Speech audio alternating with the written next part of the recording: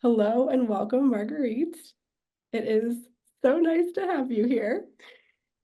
Thank you so much, Stacey. Great to be here. Yeah.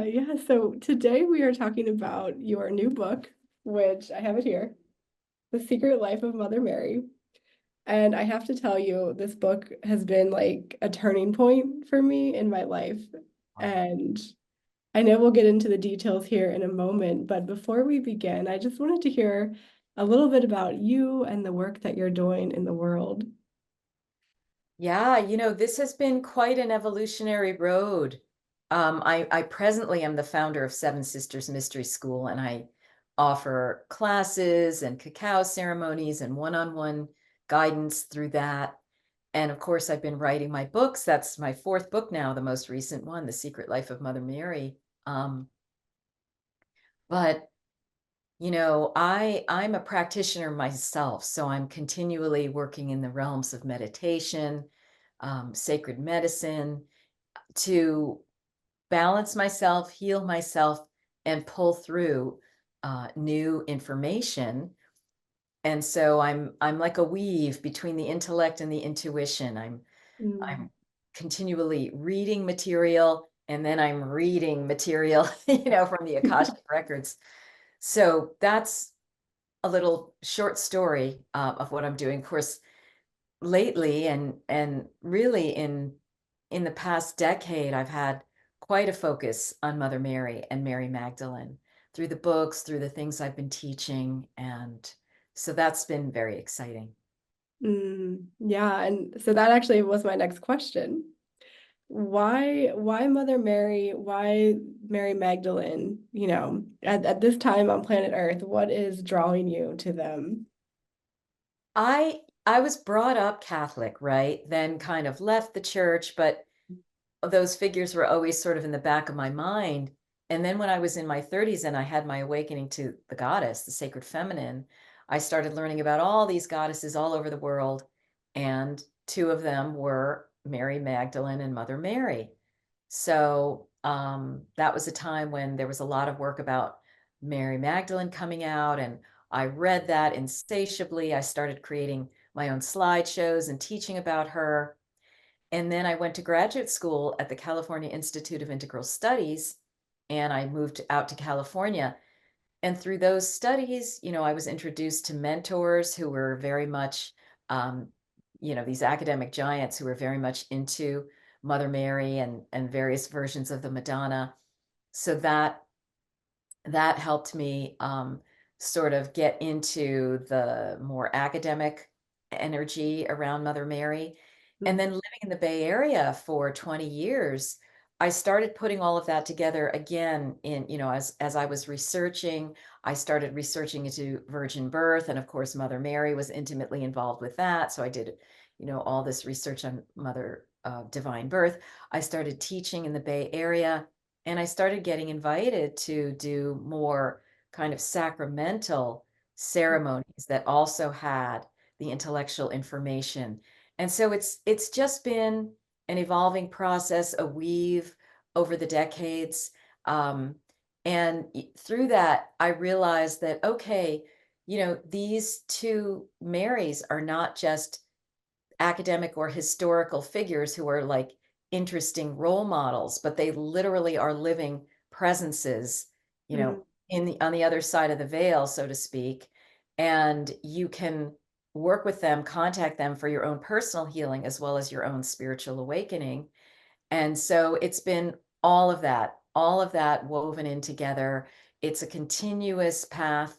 As for example, after this interview, I'm going to be going onto my Marguerite Rigoglioso YouTube channel, and I'm going to be doing a lady cannabis ceremony. And the theme is Ascension Teachings from Mm. the Marys.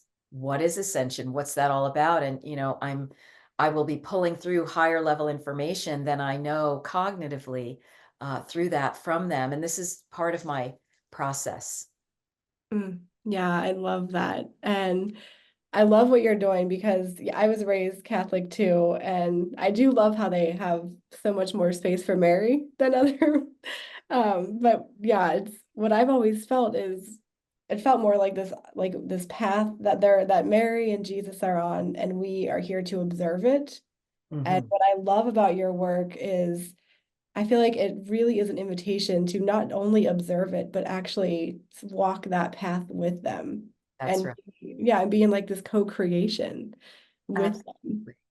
Yeah, you really nailed it. And first order of business often for people is getting the human level healing that we need from Mhm. a lot of the traumas that we've experienced in childhood and beyond, um, that kind of thing. So they very much are available for that personal level healing.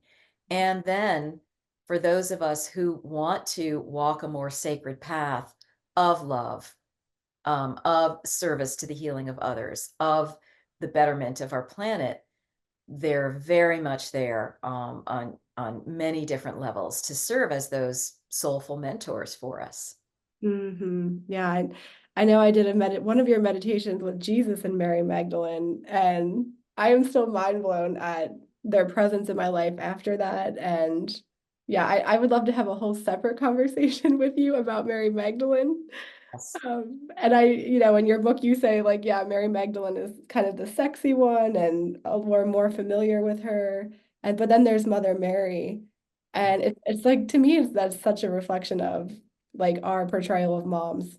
Yeah. And right now, it's like I just feel like it's so minimized Yes. and it's not sexy, you know. And Right. and yet there's so much power and healing in that mother energy. I always think of it as unconditional love. Uh, Yes. So yeah, we'll focus on Mother Mary today, but I would love to have a conversation about Mary Magdalene one day with you. Sure. Absolutely. Happy to do that because Yeah. they worked Mhm. together at the time of Jesus, and they still do, I feel, Mhm. again, on the other side of the veil, so to speak. Um, yeah, I mean, and I don't know if you're referring to the meditation, one of the meditations that people can access for free through the book, but at the end of each chapter, I have journal questions as well as where you can get the specific meditation that's aligned with that chapter.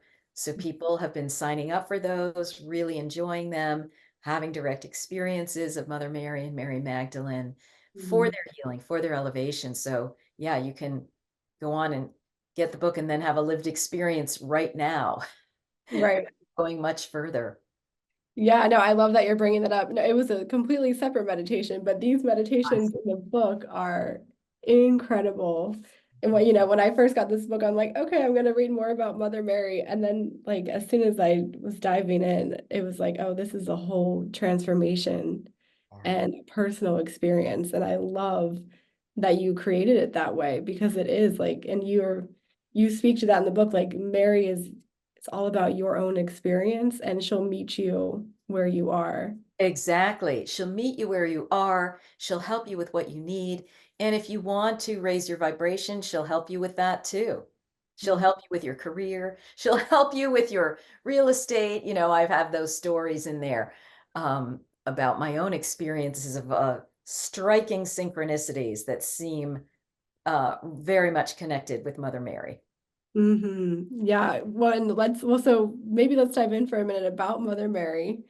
What are, I don't know, some of like the big things that you want to share with people about her that you kind of discovered in all of this research? Yeah, well, one of the major things she was, is, and shall be, is a mother. Mhm. Yes. And first of all, no ordinary mother, but one who knew the mechanics of the Holy Womb mysteries so that she could deliberately uh, conceive an avatar through special means in her body. So I talk about that in this book. And then I have a previous book, The Mystery Tradition of Miraculous Conception, which is all about Mother Mary's divine birth from her mother Anne, and then Mother Mary's upbringing and her training, and then her divine conception of Jesus, and how this was part of a whole planned and willed activity, not an all of a sudden, oh gosh, an angel is with me, let it be done according to thy will. No, it was, there was a lot more that went into it. So she was a major, major mother And so but she was a woman who, through, the work that I've uncovered of Sri Kaleshwar, the Hindu saint, she's a woman who had many reincarnational lives, clearing and perfecting her soul and her womb powers lifetime after lifetime until she became the woman that we know of as Mother Mary and achieved her final unification with Mother Divine. And so that's the ascension process, right? So she was a master technician at ascension, master technician at birthing and divine birth, master technician at bringing the dead back to life and resurrecting Jesus through her womb, according to Sri Kaleshwar. So that's all discussed in the book, as well as being a healer for people of their emotional and physical illnesses, a remover of negative influences and energies, a Mhm. major, major teacher and mentor of the entire early, group that was around Jesus during and after his lifetime. Really, if you want to call her this, the first pope, if we want to give her that nomenclature, of course, I don't particularly, but she was the high priestess of all of them, and she was very, very respected. She was also a stepmother to Joseph's previous children by a previous partner. She was also essentially a mother-in-law and mentor to Mary Magdalene. All of these are things that I discuss in the book, The Secret Life of Mother Mary. Mhm. Yeah. And that alone is mind-blowing to me. It's Right? like it feels like such a missing piece that I have sensed since I was a little girl. It's like you see Jesus on the cross, in Catholic Church, and then we had Mary on the side, which at least she was present. I know. But it's like Like it's in the corner alcove, over there. Oh, yeah, she has her own little shrine, but it's not front and center. right, But yeah. the fact of the matter is, she is front and center in this whole enterprise when you understand her actual role. Yeah, and the fact that she's not some meek, like weak little woman who, Yeah, the angel comes to, that was actually part of the preparation. that's right. And I love how you speak to, which I did not know this, that she had a prayer, right, to help the world with the negativity she was sensing, and that Jesus was her answered prayer.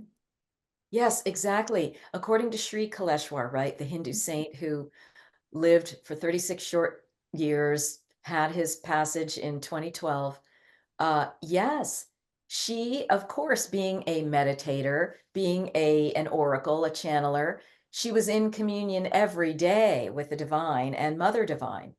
And Mhm. she consulted Mother Divine, seeing the abject, horror that is beset upon the world. And she said, "What can we do to change this?"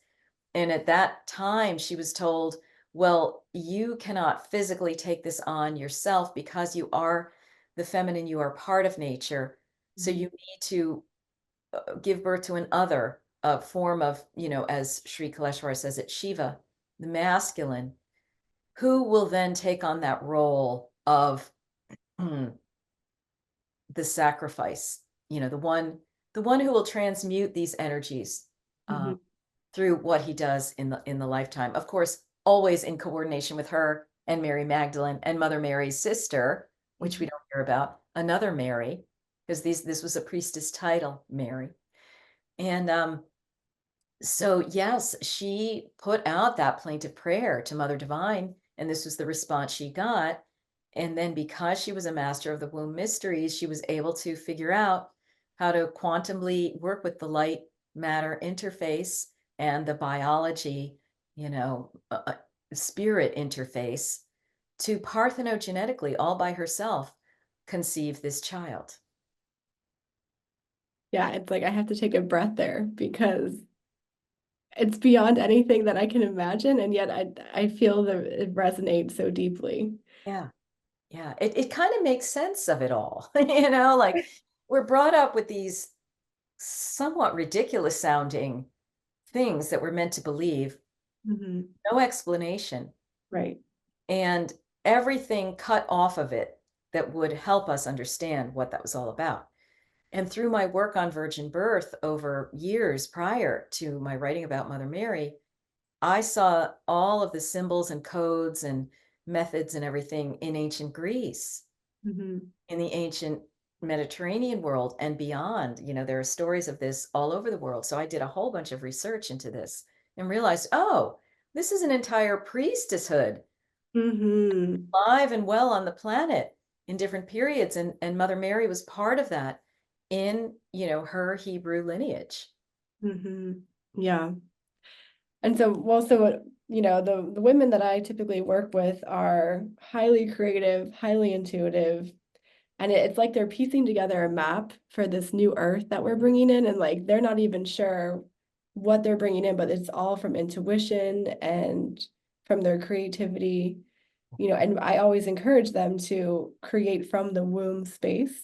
I know you were talking about the womb a lot, and I really want to get your perspective on creativity and this womb space and what is available to us when we access that. A lot of women have trauma around that space, or they feel very cut off. I almost didn't want to call it womb-based creativity because I think a lot of women are just like really scared of that, Yeah, and for good reason. It's very mysterious, and there's a right. lot there for us. So how do we begin to access our womb space and really tune into that level of creativity and energy? Well, apparently, according to Sri Kaleshwar, just the way Mother Mary did, which was through a series of mantras. This is one system, right? I think there are numerous ways and systems that can all puzzle piece together. But the practice of Mother Mary, according to Sri Kaleshwar, and which I describe in this book extensively, is a mantra-based process, essentially then originally from India. And these mantras, a mantra is a series of syllables, Mhm. each syllable of which is a sound, which is connected to an angelic frequency. So you put these syllables together in different types of mantras and different types of organizational patterns, and it's like having a song, do, do, do, do, do, or a necklace that has, oh, different jewels versus that necklace over there, but this necklace has a certain vibration and that necklace has a certain vibration. So a mantra is like a necklace of vibrations that do things in the universe when you speak them, either out loud or in your inner chambers. And so Mother Mary was very much involved in that. She had an active prayer and mantra life. Um, and these mantras are intimately connected with the womb. They are womb clearers, Mm. healers, and activators. And Sri Kaleshwar is my main teacher in this regard because I took and got certified to teach his holy womb chakra system.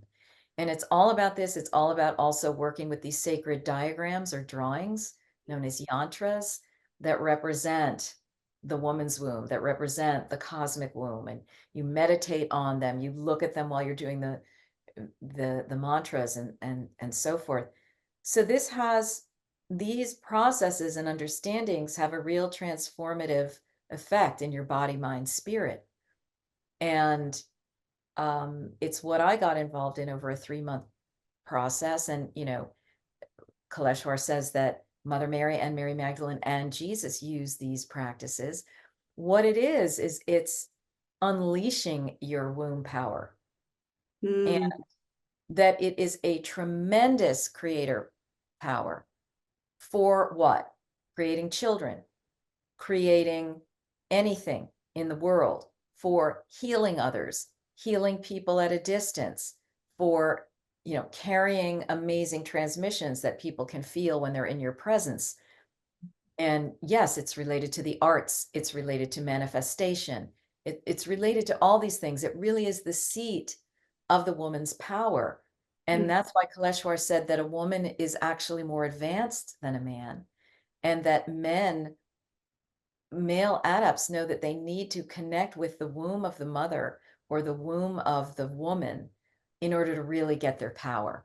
And that's what Tantra was all about, was to enable them to literally physically link up with the womb of a Mhm. single woman, right? So this is just a little bit about what these teachings are. I teach them there. I describe more of this in The Secret Life of Mother Mary. And I'm sure you've got your own processes and practices. There are many things from the physical to the emotional to the energetic. And um, what I've received is that because when I've done some high level sacred medicines, I've seen, oh wow, that 3 months, that 101 days of purifications that I did through those 8 mantras really worked. I don't have a problem in my holy womb anymore. I'm working on other chakras now, but it was stunning.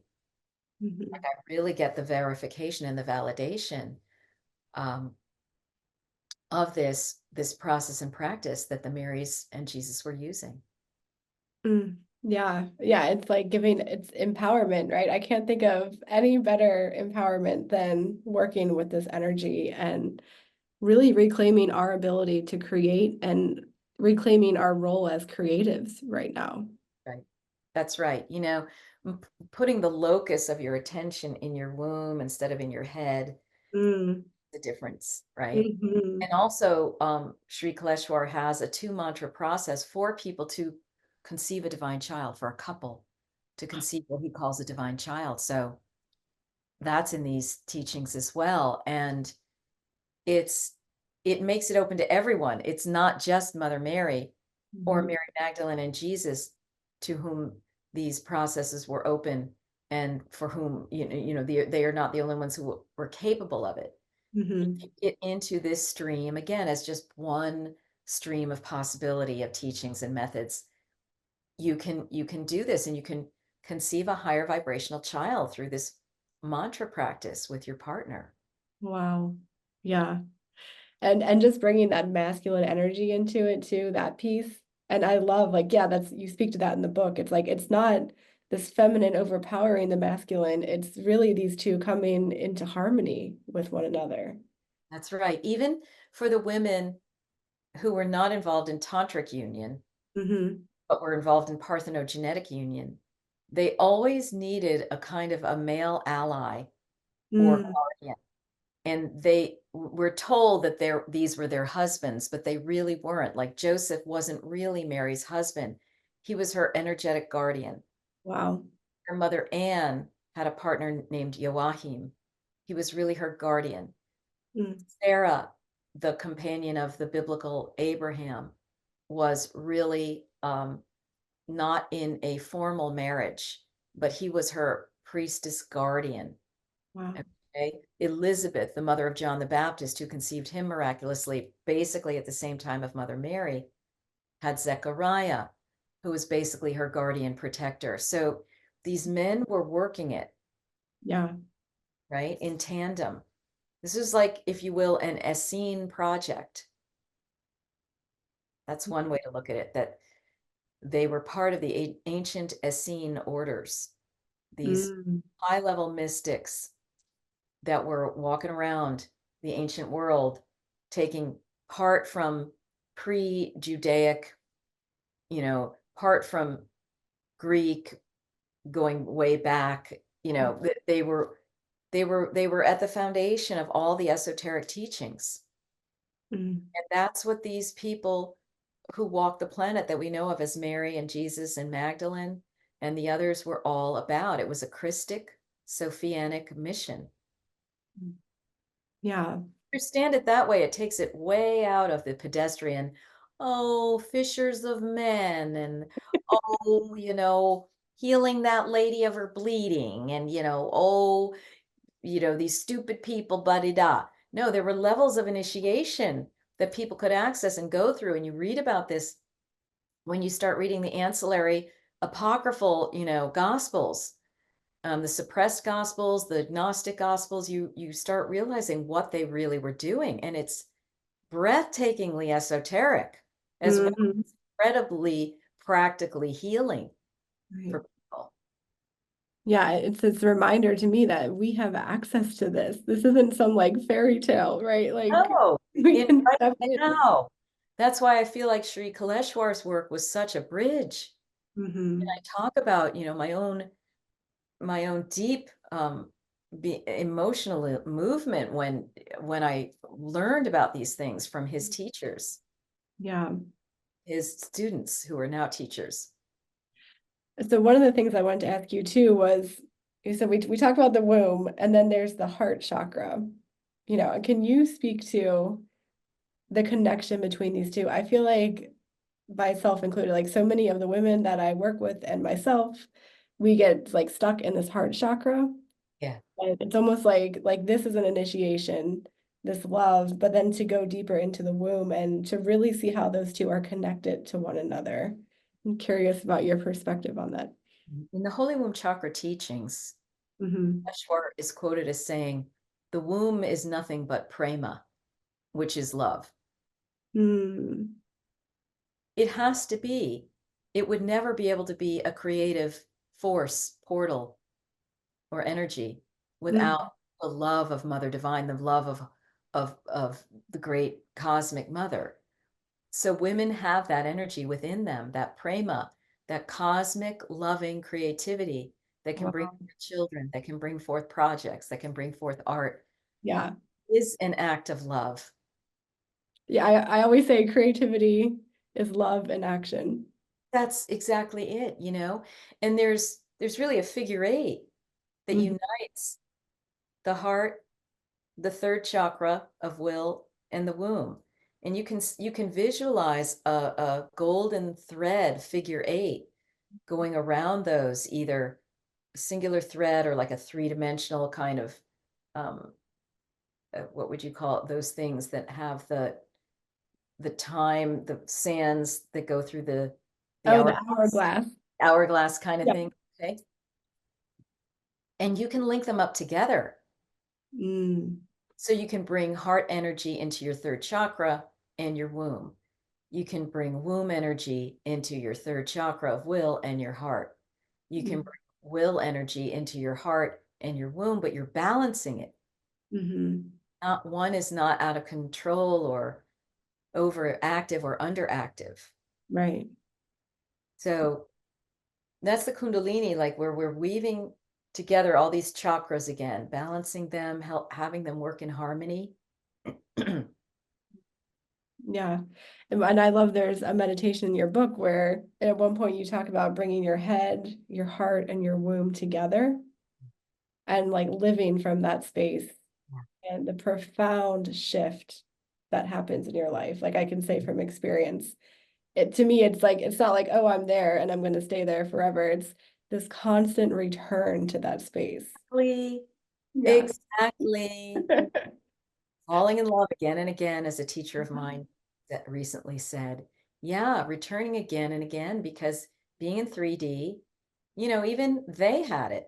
I mean, look what happened to them. Holy gosh. Mhm. And they had a lot of issues come upon them, and they had to keep returning again and again to their practices, their abilities, their their love, their philosophical understandings. It's not easy. Mhm. Yeah. So what do you think if Mother Mary, well, she is very much alive today, right? I love that you speak to that. What Yeah. message do you think she would have? Let's say specifically for women, for creative women Yeah. who have something on their heart within them, this vision they want to bring to life right now in the world. What do you think Mother Mary would tell them? Yeah, let me just connect in a little bit here. Okay.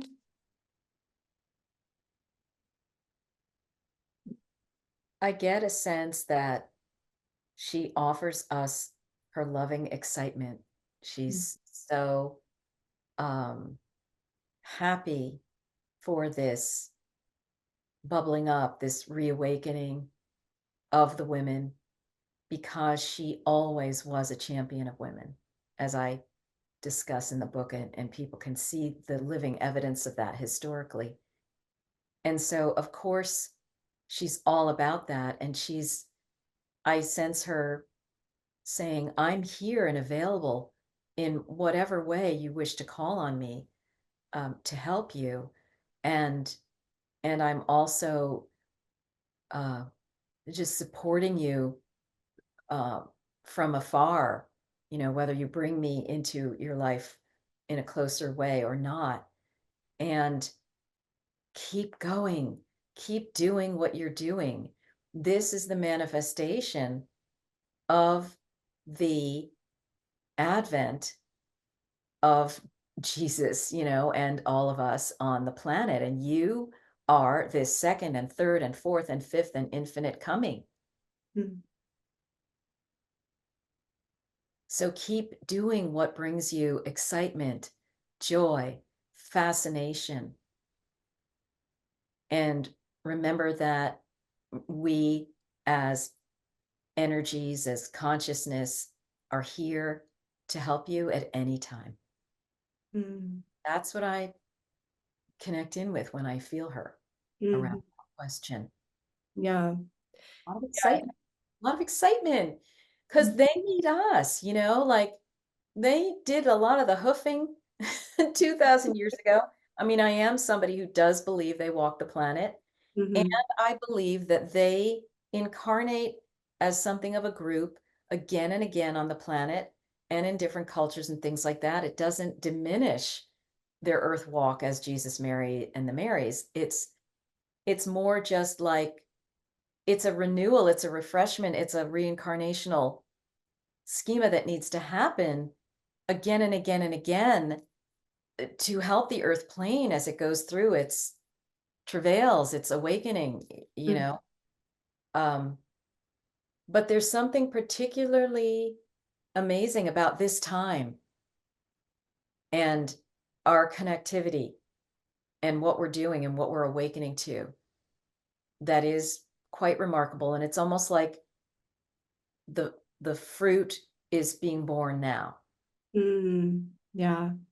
What do you think it is that we're awakening to right now? The understanding of the vastness of the and the multidimensionality of the universe, Mm. and therefore our infinite powers within that universe, both as third and fourth dimensional beings and beyond. There are, mysteries nested within mysteries. And a lot of us are starting to awaken to that and are having experiences of oneness with the divine or Mm. entry into other dimensional realities. And suddenly we see our whole earth walk in a different way. Mhm. So it's a reawakening of our healing powers, our creative powers, and it's the further evolution of our souls Yeah. on our own long trajectory. Yeah, I keep hearing this question, so I'll ask you, how, as we work with all this energy, and I feel that all of that, I feel like we're these channels to anchor this unconditional love to the planet right now. How do we support our physical bodies in that process? Like, how do you support your physical body when you're bringing in these like really high frequencies Yeah. and next level energy? Yeah. Well, yeah, love is the source, roadway, and goal. That's what we want to remember. And the cultivation of love within, the transmitting of love to others is a big part of the nourishment.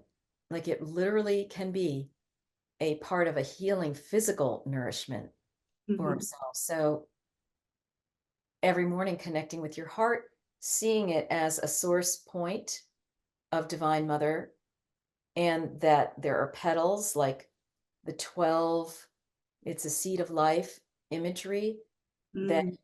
feel yourself pulling out that love, but really feeling the emotion of love by connecting in with something you love, something you've loved in the past or present. Could be a pet, a vista, a Mm. flower, a, a relative, whatever it is, partner. And you just keep radiating that out. That's like a bath for your body, mind, spirit. Mm. So getting into those states every day and um, calming the mind through the breathing and the meditation, Mhm.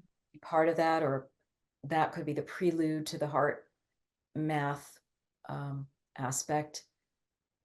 Yeah, being able to really breathe and relax as much as possible. That's very nourishing. Coming Mhm. back again and again if we're starting to get wigged out. Of course, all the basics: walking, stretching, eating properly, drinking properly, um, accessing, all of the wonderful superfoods now that we're finding out about, eating in a balanced way, trying Mhm. to keep toxins, to a minimum, replacing pharmaceutical or alcoholic types of alterings with other things like cacao, like other medicines that are available to open our consciousness or help us get into the love state or see the bigger picture. So all of those kinds of things, the basics, Mhm. exercise, fresh air, being out in nature in beautiful spots, really soaking it in. Let Mhm. those let those ions come into your body. Try to mentally, energetically connect with the spirits of the place or the plants or the trees. Yeah. Opening your psychic channels through various means, practices, medicines, and those kinds of things. Mhm. Yeah, I love that you speak to in this book too, the way that Mary is connected to the earth. And yeah, I feel that so deeply that it was this connection to the earth that ultimately brought me back to God, back to this universal life force energy. And but it was through the feminine, and it was through experiencing nature and those kinds of experiences.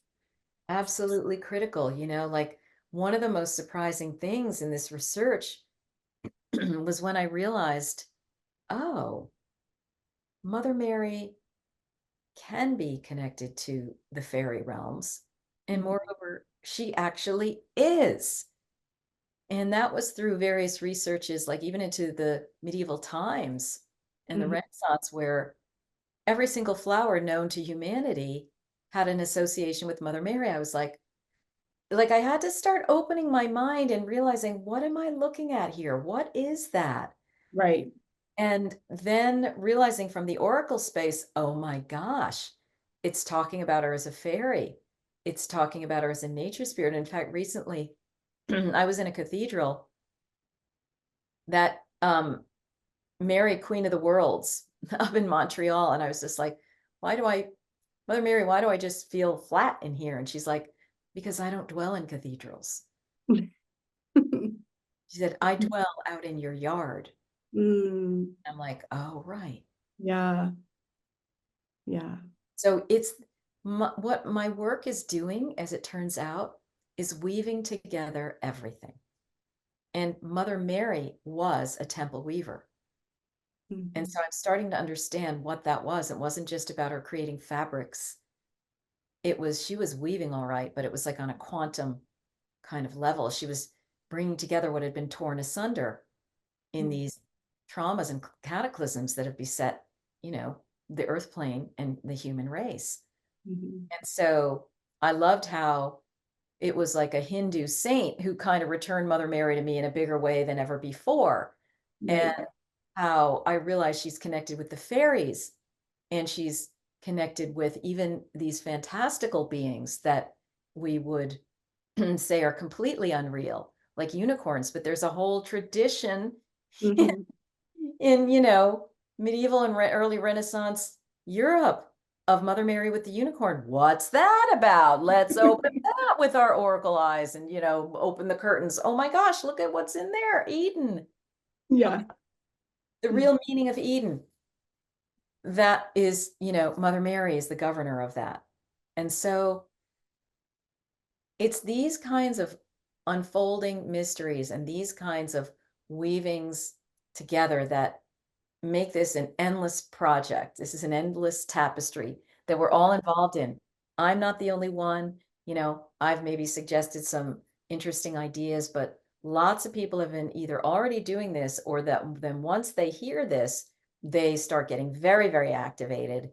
And, that's why I have my own priestess training coming up, the Mary and Magdalene priestess training, which we can talk about, which is an opportunity for people to have a grand weaving. Mhm. Okay. Eh, because we are bringing it all together into unity. Mm. That's part of the Christos Sophia mission and bringing ourselves together, our torn parts, our torn masculine and feminine, our Right. torn human and divine, are torn, yeah, animal and spirit, are torn human and animal. All these things are coming together now. Yeah. Yeah. Can you speak more to your priestess training in the school? Yeah, so it's the Mary and Magdalene Priestess Training. It starts September 10th, 2024. We will continue enrollment through that time and actually through the month of September. And this is going to be an opportunity for people to understand what the Mary Priestess is, what the Magdalene Priestess is, that these are titles, Mhm. what they involve, and to begin to incorporate these in our lives, either for the first time or more deeply. What are the qualities of the Mary? What are the qualities of the Magdalene? How do we integrate this into our life, our family life, our professional life, our sacred life, that kind of thing. There'll be some initiations that we go through, Gnostic initiations.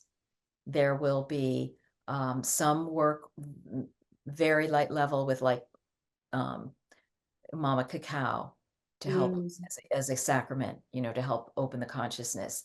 Um, and it's going to be a process. Like each month we're focusing on a different thing. So there's going to be a month where we focus on Mother Mary's connection with the seven sisters of the Pleiades as star mothers of our seeders of the human race, all those mysteries.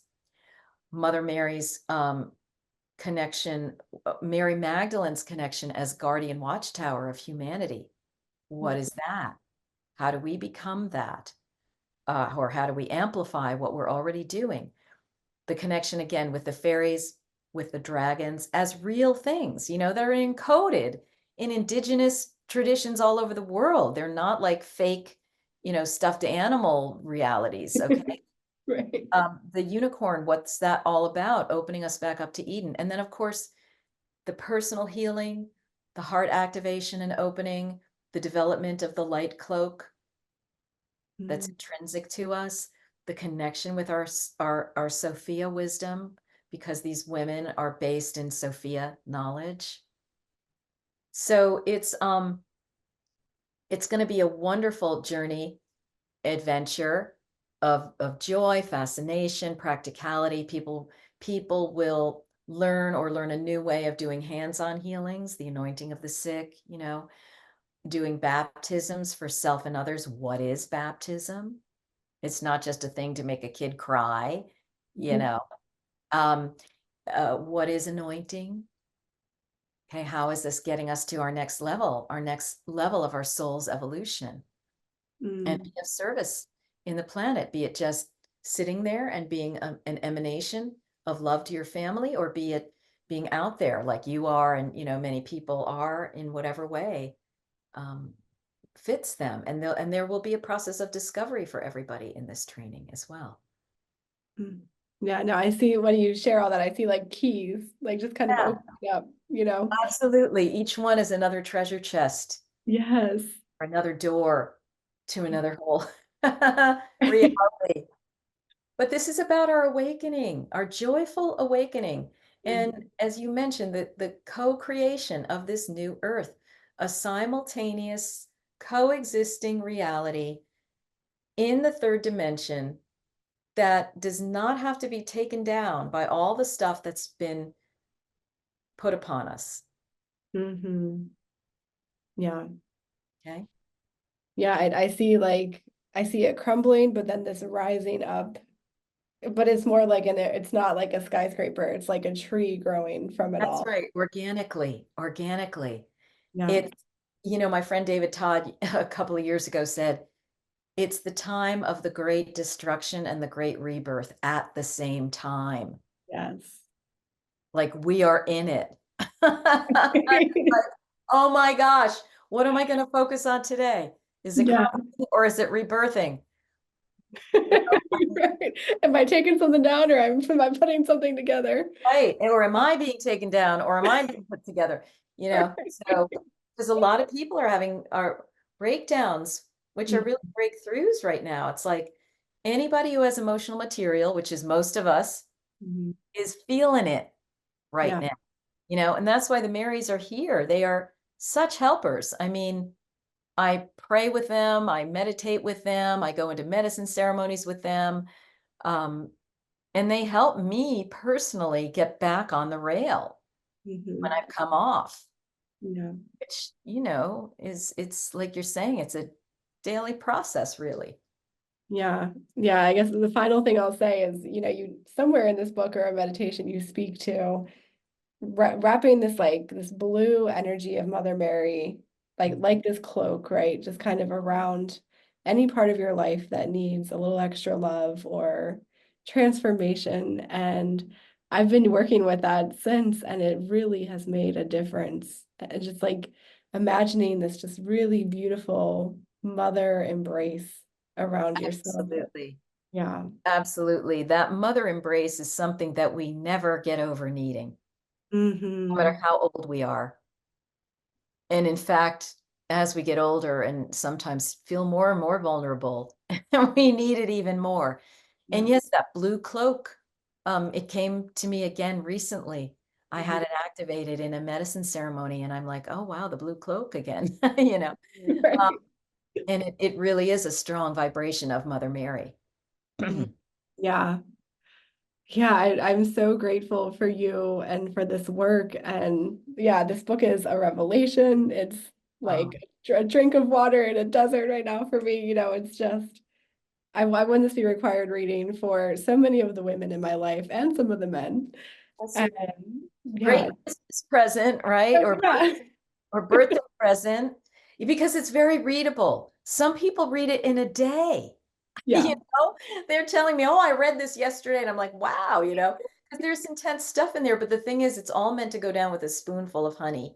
yes, Wrote yeah. it in such a way that it wasn't onerous for people to take it in. Yeah, no, it took me a while because I was savoring it. I was like, Yes. I wanted to be with every page because it was just each page was like a new unlocking. And So, that's so wonderful to hear because, as a writer, as a teacher, you work away in your little domain and right. you can feel its power, but you just never know Yeah. how. And I've been delighted by the response to this book. Things like what you're saying, and Mm. some people are like sleeping with it under their pillow, putting it on their body, Mm. because they sense that it carries this transmission, of the blue ray of Mother Mary. And Right. so why not? Whatever works. Yeah. Yeah. So for anybody listening, if this is calling to you, I'll have links to everything you talked about. And this book is available now. And yeah, I mean, even like if you want to get a group of friends and read it together, like this would be so fun to go through Oh, with a group. great book group thing. Great, Yes. women's circle activity. Yeah, Yeah. wonderful. Yeah, so yeah, thank you so much. I hope we have many more conversations. And there's like so many other things I want to talk to you I'm about. sure we will. Thank you, Stacey. I'd be happy to do that. So I know that we'll be in touch. Yeah, awesome. Yeah, so check everything out, guys, and we're here for you if you need anything else. And thank you so much, Marguerite. You're welcome. Thank you, Stacey, and bye, everybody.